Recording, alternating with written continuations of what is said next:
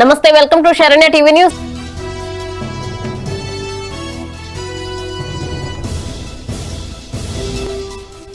YS అభిమానులతో షర్మిల ఆత్మీయ సమ్మేళనం. తెలంగాణలో రాజన్న రాజ్యాన్ని తెచ్చుకుందామని వ్యాఖ్య.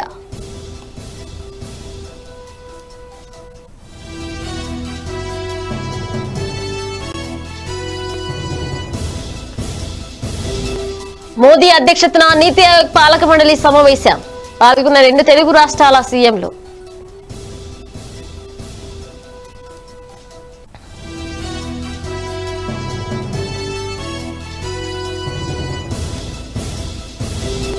స్టీల్ ప్లాంట్ ప్రైవేటీకరణను వ్యతిరేకిస్తూ ఎంపీ విజయసాయిరెడ్డి పోరాట యాత్ర. పెద్ద ఎత్తున పాల్గొన్న విశాఖ నగరవాసులు, స్టీల్ ప్లాంట్ కార్మికులు.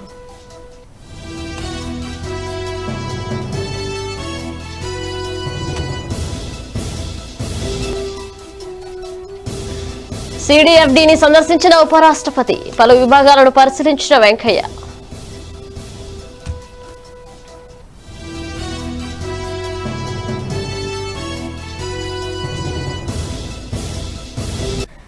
వివరాల్లోకి వెళితే తెలంగాణలో కొత్త పార్టీ పెట్టే ప్రయత్నాల్లో ఉన్న వైఎస్ షర్మిల ఆ దిశగా అడుగులు వేస్తున్నారు. అటు సన్నిహితులు, ఇటు తెలంగాణ సమస్యలు, పాలనపైన అవగాహన ఉన్న వ్యక్తులతోనూ సమావేశమవుతున్నారు. ఈ నేపథ్యంలో హైదరాబాద్ ఉమ్మడి రంగారెడ్డి జిల్లాలకు చెందిన వైఎస్ అభిమానులతో షర్మిల ఆత్మీయ సమావేశం నిర్వహించారు. లోటస్ పాండ్ లో జరగనున్న ఈ సమావేశానికి దాదాపు 500 మంది హాజరైనట్లు సమాచారం. ఇప్పటికే నల్గొండ జిల్లా నేతలతో మాట్లాడిన షర్మిలకు వారందరి నుంచి పూర్తి స్థాయిలో మద్దతు లభించిందని చెబుతున్నారు.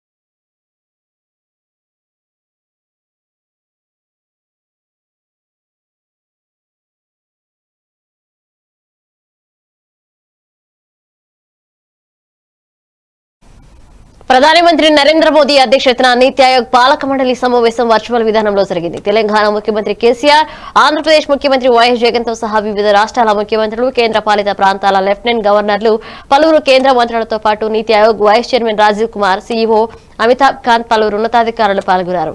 ఈ సమావేశంలో వ్యవసాయ, మౌలిక సదుపాయాలు, ఉత్పాదక రంగం, మానవ వనరులు అభివృద్ధి, ఆరోగ్యం, పోషకాహారం వంటి వివిధ అంశాలను చర్చించారు. और महत्वपूर्ण हो गई है।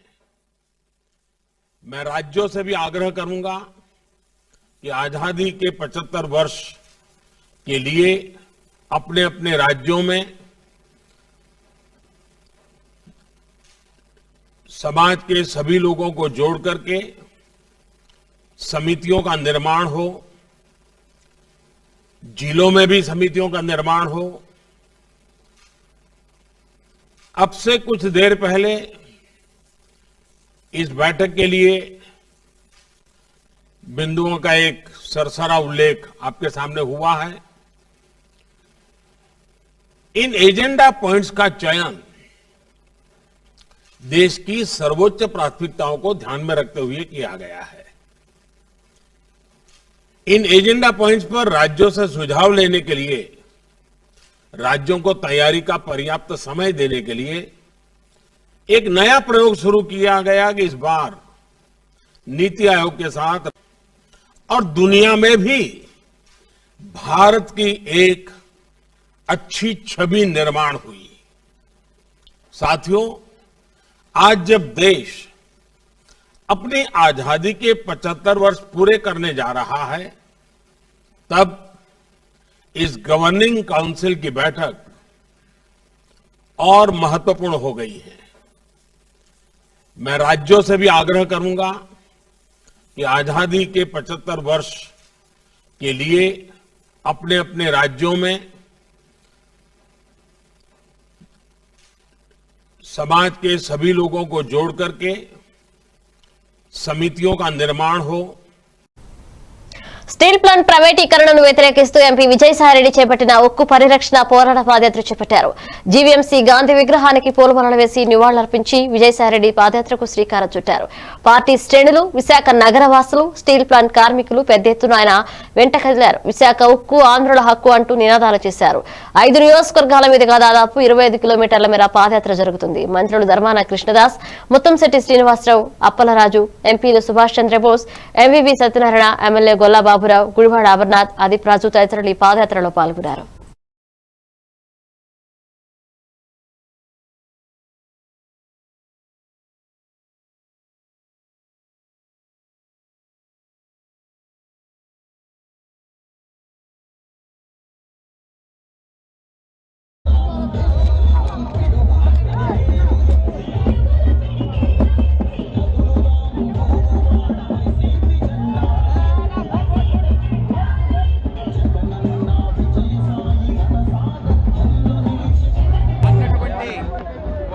కాంగ్రెస్ పార్టీ విధి విధానాలను అనుసరించి మా యొక్క గౌరవ ముఖ్యమంత్రి వర్యులు శ్రీ జగన్మోహన్ రెడ్డి గారి ఆదేశాల మేరకు అన్ని రాజకీయ పార్టీలు, అన్ని కార్మిక సంఘాలని కలుపుకొని ఈ యొక్క ఉద్యమాన్ని కొనసాగిస్తా ఉన్నాం.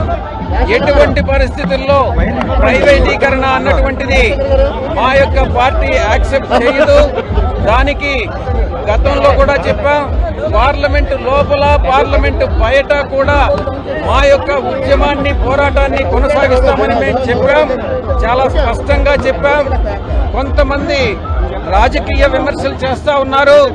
మీరు ఈ యొక్క పోరాటం ఇక్కడ చేస్తే ప్రయోజనమేముంది, ఢిల్లీలో చేయండి అని అది పదే పదే ఆరోపణలు చేస్తా ఉన్నారు. వారికి జవాబు నేను ఒక్కటే చెప్తా ఉన్నా.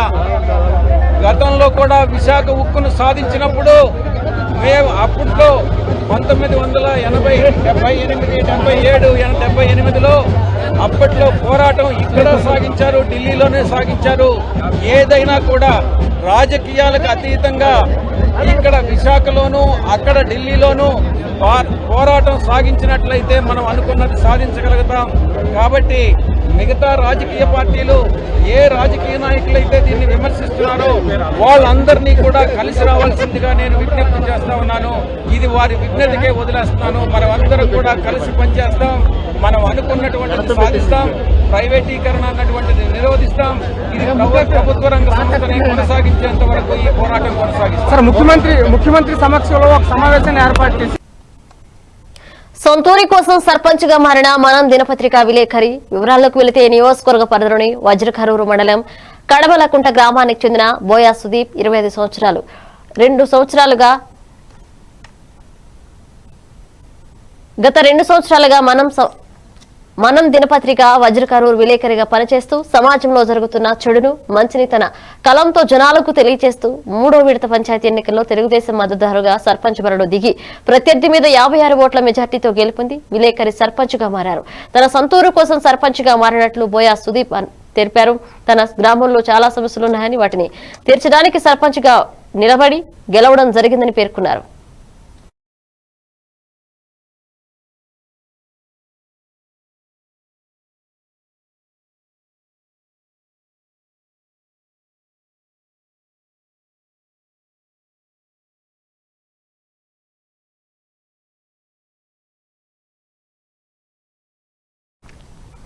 హైకోర్టు న్యాయవాదులు వామన్రావు, నాగమణి దంపతులని హత్య చేసిన నిందితులను కఠినంగా శిక్షించాలని హబ్సిగూడ అంబేద్కర్ చౌరస్తా దగ్గర నుండి టీఎన్ఎస్ఎఫ్, ఏఎస్ఎఫ్, ఎన్ఎస్యుఐ, ఎస్ఎఫ్ఐ విద్యార్థి సంఘాల ఆధ్వర్యంలో ర్యాలీ నిర్వహించారు. అనంతరం వారి ఆత్మకు శాంతి చేకూర్చాలని 2 నిమిషాలు మౌనం పాటించారు. సందర్భంగా విద్యార్థి సంఘాల నాయకులు మాట్లాడుతూ న్యాయవాదులను నడి రోడ్డుపై పట్టబగలే హత్య చేయడం దారుణమన్నారు. సమాజంలో జరుగుతున్న వాటిపై న్యాయవాదులు న్యాయస్థానాల్లో కేసులు వేసి పోరాటం చేస్తారన్నారు. ప్రశ్నించే గొంతుకలను నులిమివేశారన్నారు. దీనిపై సిబిఐ చే దర్యాప్తు జరిపించాలని విద్యార్థి సంఘాల నాయకులు డిమాండ్ చేశారు. కార్యక్రమంలో హైకోర్టు అడ్వకేట్లు ధర్మేందర్, సోమశేఖర్, సుజిత్, పెనుగొండ విద్యార్థి సంఘాల నాయకులు, టీఎన్ఎస్ఎఫ్ మల్కాజ్గిరి పార్లమెంట్ అధ్యక్షుడు ఇనుకుల శివరాజ్ తదితరులు పాల్గొన్నారు. మాకున్న సమాజం వర్గం గతంలోనే వామనరావు దంపతులు పలుమార్లు హైకోర్టు ద్వారా కాంట్రాక్టర్ వాళ్ళకి ఎన్నిసార్లు మొరపెట్టుకున్నటువంటి దాఖలాలు ఉన్నప్పటికీ కూడా సరైన వాళ్ళు భద్రత కల్పించడం చాలా సిగ్గుచేటు. ఈ ముఖ్యంగా అందరూ విద్యార్థి సంఘాల ద్వారా ఒకటే పిలుపునిస్తున్నాము. ఖచ్చితంగా దీని లోపాలు అన్నీ కూడా వెలుగు తీసి దీని సిబిఐ ద్వారా నిష్పక్షపాతంగా సిబిఐ దర్యాప్తుని అందించినట్టయితే దానిలో ఉన్నటువంటి లోతుగా అన్ని తెలుస్తాయి. అలాంటివి ప్రధాన నిందితుడు గుంటూరు శ్రీనివాస్ కాకుండా దానిలో ఉన్నటువంటి రాజకీయ కోణాలు వెలుగు తీసినట్టయితే మళ్ళీ ఇలాంటి పురాణాలతో కాకుండా ఉంటాయని తెలియజేస్తున్నాము. ఈరోజు విద్యార్థి సంఘాలందరూ కూడా ఏకదాటిగా వచ్చి ఈ కార్యక్రమం చేపట్టాము.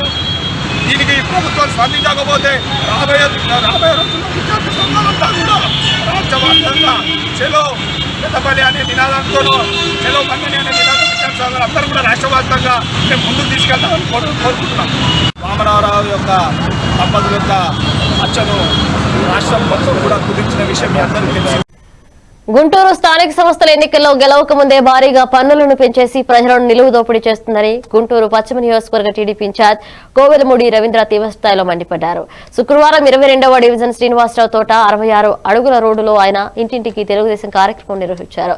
సందర్భంగా ఆయన మాట్లాడుతూ ఇసుక కొరత సృష్టించి పేదల జీవితాలను చిన్నాభిన్నం చేసి ఈ ప్రభుత్వం భారీగా నిత్యావసర సరుకులు ధరలను పెంచేసి ఈ రోజు భారీగా పన్నులను పెంచేసి పేదలను రాబందుల మాదిరిగా పీక్కొని తింటుందని ఆయన మండిపడ్డారు.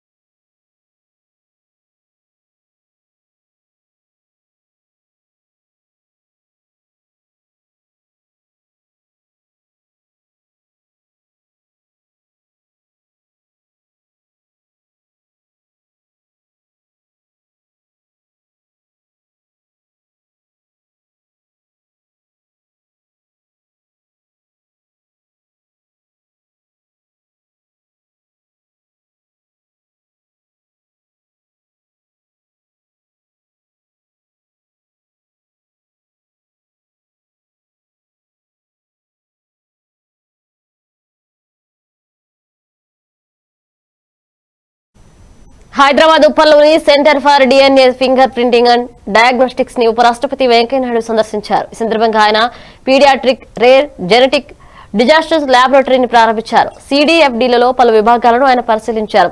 జన్యు రుగ్మతలపై సిడిఎఫ్డి సంస్థ చేస్తున్న పరిశోధనలు సేవలు పరస్పరం ప్రయోజనకరంగా ఉంటున్నాయని ఉపరాష్ట్రపతి వెంకయ్యనాయుడు వెల్లడించారు. ప్రజల జీవన ప్రమాణాలు మెరుగుపరచడమే సాంకేతిక పరిజ్ఞానం పరిశోధనల అంతిమ లక్ష్యమని ఆయన వివరించారు. They have given us wonderful food. What is lacking in India? All varieties. For all seasons, with all reasons. Season and reason. There is a message in every food we are discussing. Your rasam, there is a message. Your sambar, there is a message. Your natukodi pulsu, there is a message.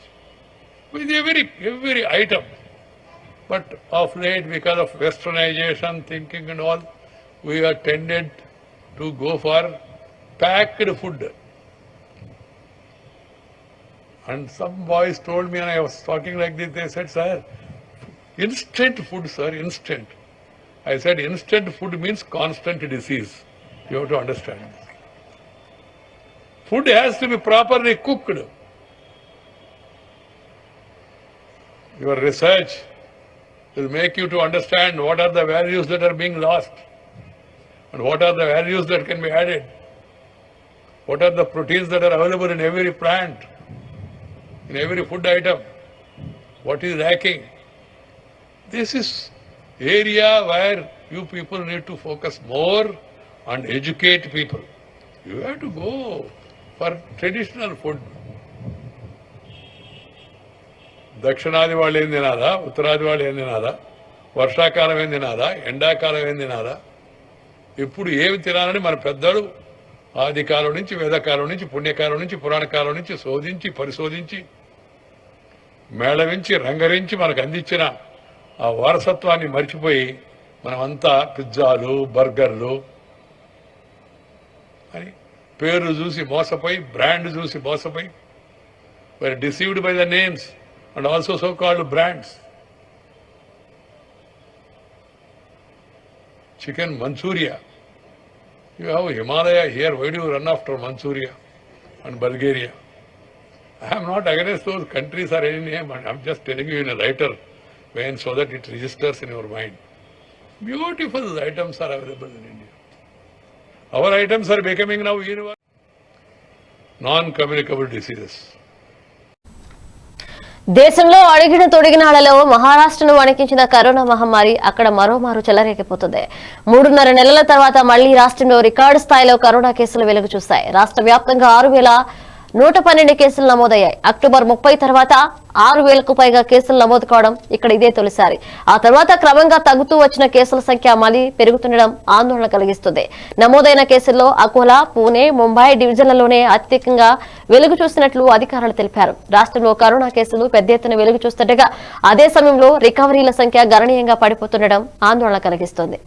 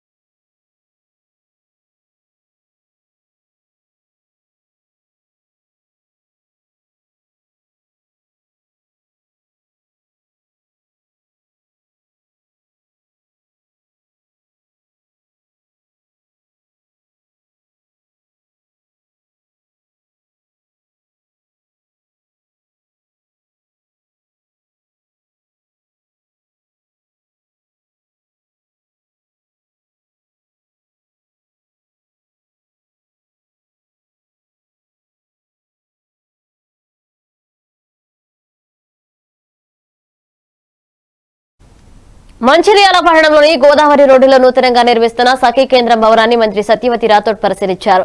జిల్లా collector Bharati Holikeri, MLA Nadipelli Diwakar రావు, MLC పురాణం సతీష్లతో కలిసి నూతనంగా నిర్మిస్తున్న భవనాన్ని పర్యవేక్షించారు. త్వరగా పూర్తి చేయాలని సంబంధిత అధికారులను మంత్రి ఆదేశించారు. బాధిత మహిళలను చేర్చుకుని సఖీ కేంద్రానికి తరలించాలని, వారికి కావాల్సిన మౌలిక సదుపాయాలను అందించాల్సిన బాధ్యత సఖీ కేంద్రంపై ఉందన్నారు. ఈ కార్యక్రమానికి municipal chairman Rajaiah, PACS chairman Sandela Venkatesh, town president Gade Satyam తదితరులు పాల్గొన్నారు.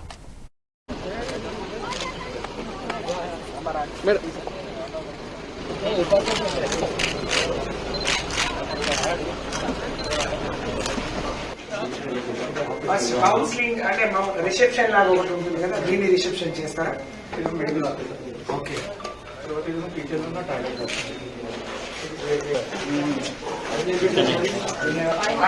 అన్ని ప్లాన్స్ ఒకే రకంగా ఉండొచ్చు కదా.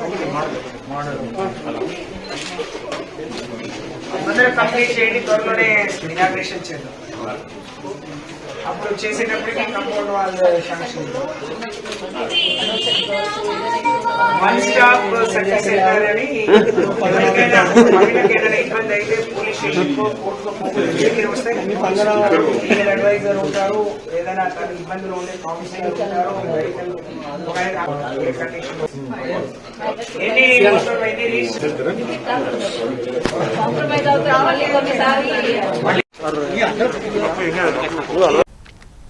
విశాఖ స్టీల్ ప్లాంట్ ప్రైవేటీకరణకు వ్యతిరేకంగా విజయనగరం కోట దగ్గర నుండి గురజాడ అప్పారావు రోడ్డు మీదుగా గంట స్తంభం వరకు ర్యాలీ నిర్వహించారు. ఉపాధ్యాయ, కార్మిక, ప్రజా సంఘాల ఆధ్వర్యంలో నిరసన చేపట్టారు. కేంద్ర నిర్ణయం వెనక్కి తీసుకునే వరకు తమ ఆందోళన ఆగదని ఆందోళనకారులు హెచ్చరించారు.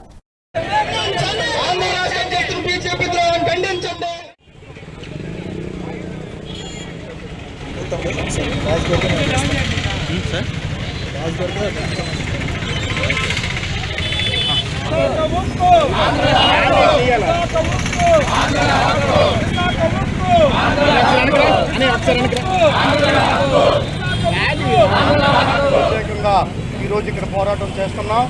ముఖ్యంగా మేము కేంద్ర ప్రభుత్వాన్ని ఒకటే అడుగుతున్నాం, మిగతా పరిశ్రమలకి విశాఖపట్నాన్ని ప్రైవేటీకరణ చేయడానికి ఎందుకు మేము అడ్డుకుంటున్నామంటే, దీనికి ఎంతోమంది ప్రాణత్యాగంతో ఈ ప్రాంతంలో ఈ స్టీల్ ప్లాంట్ రావడం. అందువలన జగన్మోహన్ రెడ్డి గారు మీరు ఇమ్మీడియట్గా అసెంబ్లీని ప్రభుత్వం చాలా దుర్మార్గంగా దుష్టంగా ఈ కొత్త త్యాగాలతో వచ్చినటువంటి స్టీల్ ప్లాంట్ని ఇవాళ ఎవరికో అమ్ముడు చేయడానికి సిద్ధపడుతుంది. ఈ రకరకాల కారణాలు చెప్తున్నారు. ఇప్పటికే కొన్ని లక్షల కోట్ల రూపాయలని ఈ చేసి అనేక రూపాల్లో కేంద్ర ప్రభుత్వానికి ఆదాయాన్ని సమకూర్చినటువంటి కర్మాగారం ఇది. మరిన్ని వేల మందికి కార్మికులకి ఉపాధి కల్పిస్తుంది. అన్ని తరగతుల ప్రజలకు ఉపయోగపడేది. అన్నిటికన్నా మించి ఆంధ్రుల ఆత్మాభిమానాలతో విశాఖ 61వ వార్డు పరిధి వెంకన్నపాలెం పరిసర ప్రాంతాల్లో జీవీఎంసీ ద్వారా నీటి సరఫరా అవుతున్న త్రాగునీరు కలుషితమైంది. దీంతో ప్రజలు పలు ఇబ్బందులకు గురవుతున్నారు. ఈ విషయాన్ని వార్డు ప్రజలందరూ జనసేన పార్టీ కార్పొరేటర్ అభ్యర్థి నోట్ల రామచంద్ర కళా దృష్టికి తీసుకువెళ్లారు. పశ్చిమ నియోజకవర్గ జనసేన పార్టీ సీనియర్ నాయకులు దేవన్ రాజు, జీవీఎంసీ నీటి విభాగం అధికారి కనకరాజును కలిసి కలుషిత నీటి సరఫరాపై వినతి పత్రాన్ని అందించారు. దీనిపై స్పందించిన ఆయన సమస్యను పరిష్కరిస్తారని హామీ ఇచ్చారని చంద్రకళ తెలిపారు. ఈ కార్యక్రమంలో ధర్మేంద్ర, మహేష్, ధనలక్ష్మి, జనసైనికులు తదితరులు పాల్గొన్నారు.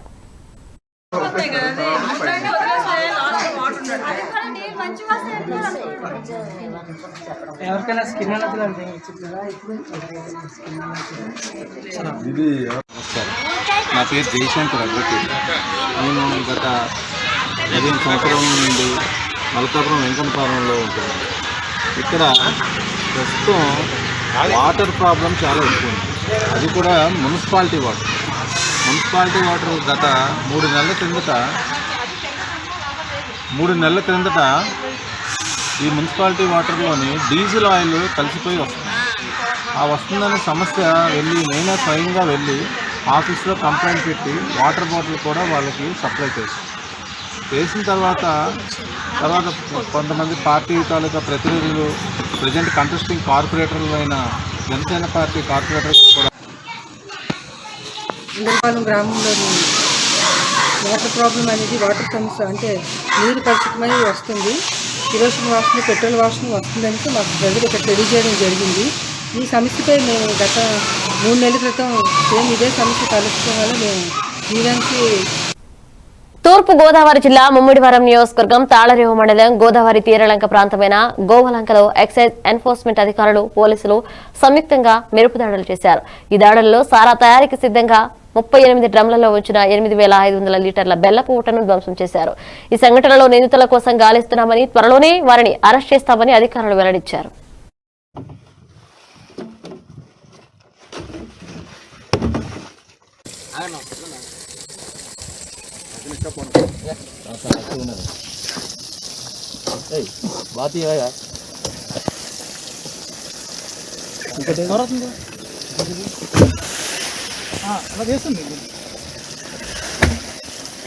అది ఇంకోటి పొడిసేది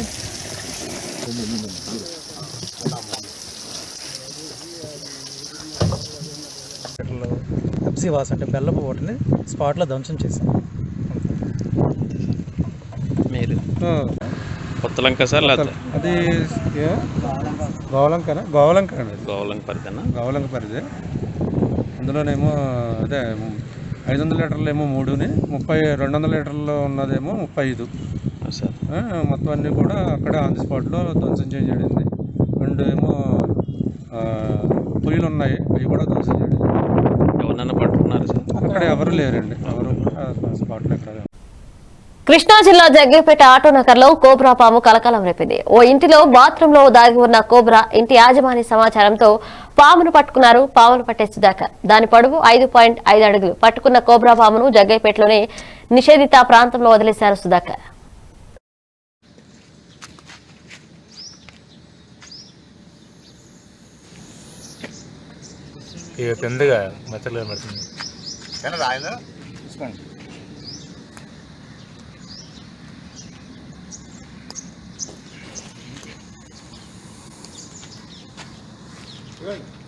ఒక కర్ర తీసుకొస్తాం.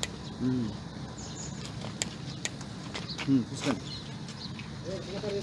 ఫోటో ఒకటి తీసుకుంటే ఒకటి మీకు దానిలో పెట్టుకోండి.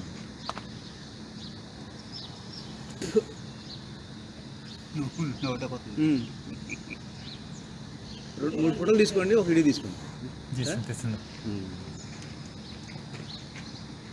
ఎంత ఉంటుందండి?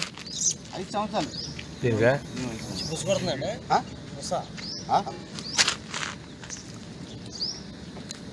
5 సంవత్సరాలు బాగుంటుంది.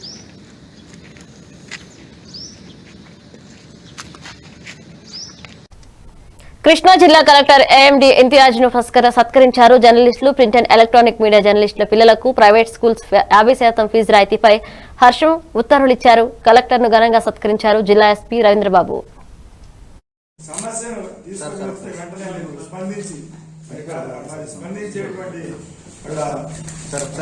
రెడ్డి గారు చూసాం, రిజ్వీ గారు చూస్తున్నాం, మళ్ళీ ఇప్పుడు ఇంతియాజ్ గారు చూస్తున్నాం.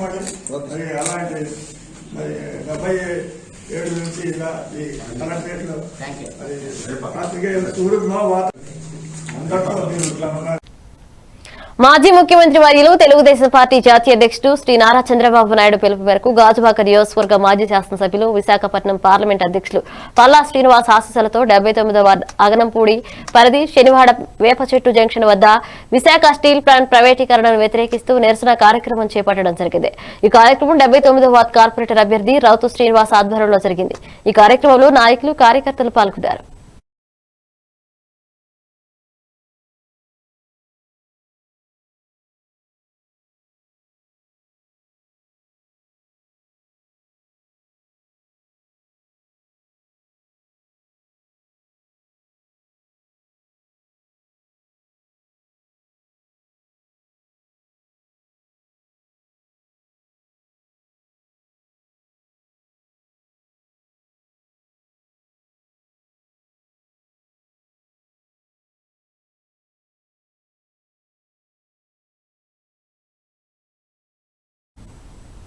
జెఫ్రన్స్ పార్క్ ఇర్వింగ్ టెక్సాస్ లో నదిలోకి దిగిన కుటుంబం విపరీతమైన చలి వల్ల గడ్డకడుతున్న నదిలో ఇరుక్కున్న వారిని రక్షించడానికి శ్రమపడ్డ రక్షక బృందం. ఇటీవలి కాలంలో అమెరికాలోని వివిధ ప్రాంతాల్లో విపరీతంగా మంచు కురుస్తూ అందరినీ ఇబ్బందులు పెడుతుంది.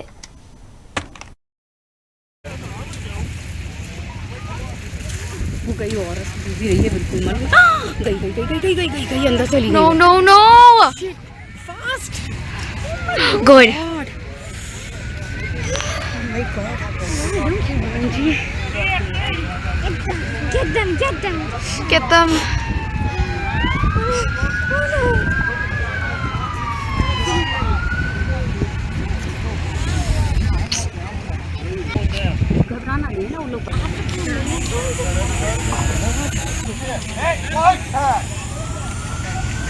Please stop recording all of this. Stop pizza. Stop pizza. चुप रहा तो यहाँ आ जाए जरा, कुछ नहीं हो रहा है ना, सब सेफ हो गया देखो.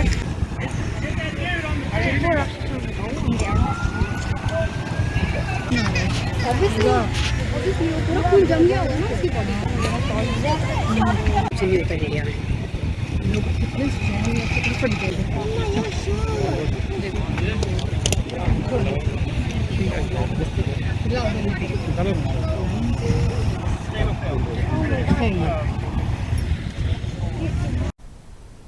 బులెటిన్ ముగించే ముందు హెడ్లైన్స్ మరోసారి చూద్దాం.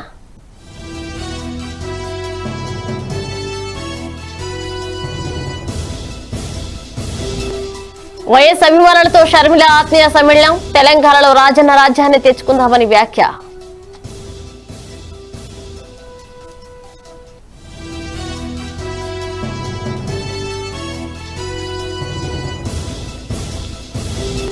మోదీ అధ్యక్షతన నీతి ఆయోగ్ పాలక మండలి సమావేశం. పాల్గొన్న 2 తెలుగు రాష్ట్రాల సీఎంలు.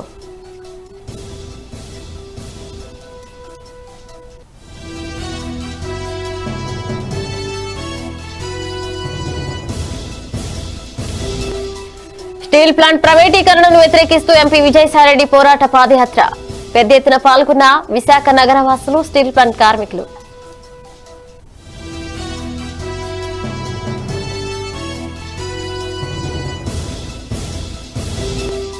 సిడిఎఫ్డిని సందర్శించిన ఉపరాష్ట్రపతి. పలు విభాగాలను పరిశీలించిన వెంకయ్య.